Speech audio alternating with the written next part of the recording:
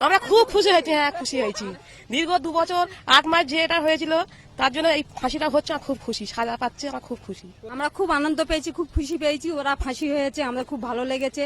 আমরা আর আমাদের ভয় লাগবে না, যে ভয়টা ছিল সেই ভয়টা ভেঙে গেছে। আমরা খুব খুশি হয়েছি। 2 জন ছাড়া পেয়েছে, ওইটা নিয়ে একটু আমাদের ভয় আছে, কেননা এমনই জায়গার লোক ছাড়া পেয়েছে, ওখানে আমাদের কন্ট্রোল ডিলার, ওখানে আমাদের মেয়েরা বউরা সবাই তেল তুলতে যায় ওই জায়গাটা, ওই নিয়ে একটু আমাদের ভয় আছে।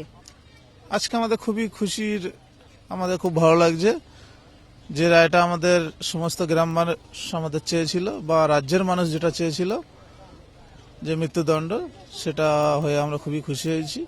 খুব কষ্টের মধ্যে ছিলাম, আজকে এই দিনটা দেখে আমরা খুব আনন্দ পেয়েছি, খুব খুশি হলাম।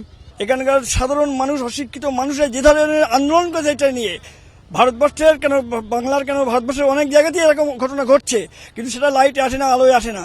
কিন্তু কামদুনির এই অসহায় মানুষগুলো যে আন্দোলন করেছে, আমি শুধু আজকে তাদের দেখার জন্য হাওড়া থেকে ছুটে এসেছিলাম এখানে, এবং দেখে খুব ভালো হলো। অনেক মেয়েদের সঙ্গে কথা বললাম, দেখে ভালো লাগলো যে এরা প্রতিবাদী কণ্ঠ, এরকম প্রতিবাদ করা বাংলার প্রতিটি গ্রামে গ্রামের মানুষরা প্রতিবাদী এরকম কণ্ঠ হয়ে তৈরি হওয়া উচিত।